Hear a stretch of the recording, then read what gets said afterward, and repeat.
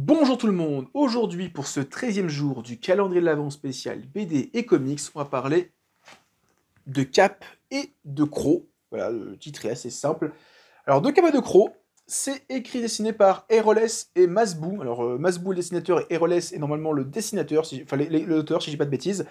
Cap et de Croc, c'est une série de 10 albums plus 2 albums préquels, spin-off, qui sont importants mais sans être non plus indispensables. Les 10 albums sont l'histoire complète. Alors, de Cap et de Croc, c'est une histoire de Cap et d'épée, sauf que les personnages principaux ne sont pas d'Artagnan, Athos ou que sais-je, le Cyrano de Bergerac, ce sont un homme loup et un homme renard, d'où le Croc.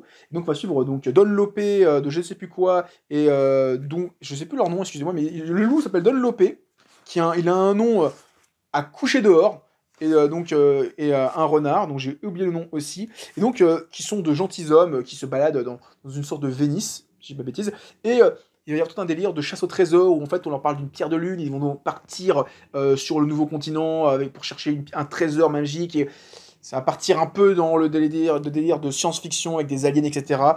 Je vois un peu la mèche, excusez-moi, je trouve que c'est super bien, c'est bien écrit en fait. Alors mais dans le sens où les personnages, ils parlent comme D'Artagnan ou Cyrano de Bergerac, qui parlent avec un langage soutenu. Donc ils disent pas juste ouais, on va se bagarrer. Ils font oh diantre, jeune mécréant, veux-tu tâter de mon épée, patati patata. Et genre par exemple, ils tombent dans un pays où la monnaie n'existe pas, l'argent n'existe pas. Tu monnaies de la poésie. Donc pour acheter un truc, tu dois faire un poème. Et à un moment, il y a un maître d'armes, je crois que c'est même juste le maître d'armes. Il y a un combat à l'épée, où donc c'est un combat où tu joutes à l'épée, mais au verre. Donc les mecs ils se battent, et pour donner un coup d'estoc, ils doivent faire un verlan. Enfin, ils doivent faire un Alexandrie. Donc il y a tout un Alexandrie où le mec il parle, il fait sa phrase, et dit ah, tu as fait 15 verres, tu n'as pas le droit de te battre. C'est génial, j'adore le concept. Je trouve le dessin est vraiment très très cool. L'univers est vraiment barré, très très bien. C'est super beau. C'est alors, moins beau que Black Sad, si on parle sur les délires d'anthropomorphisme, mais j'aime bien le langage. Alors, les albums sont assez lourds à lire parce que comme tous les personnages parlent de manière très soutenue, genre, je sais pas, je vais essayer de vous trouver un truc, mais de grâce, Don Lopé, restez, ces saltimbanques vont nous réserver un de leurs édifiants tableaux. Alors là, c'est le début, mais vous allez voir qu'à la fin, au bout d'un moment, il y a des phrases où ça fait genre une bulle, il y a 5-6 lignes, et c'est des. Voilà, c'est du vocabulaire. Si tu veux apprendre des mots de Cap et de Croc, ça va être mon ami. Hein. C'est vraiment super bien. 10 albums que j'ai adoré. Ça fait longtemps que j'ai pas lu de Cap et de Croc.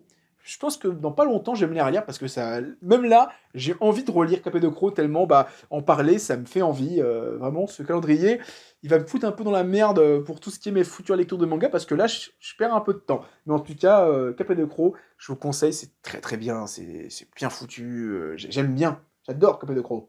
Et demain, on va parler d'un chauve. Un chauve. Un comics avec un chauve. Voilà.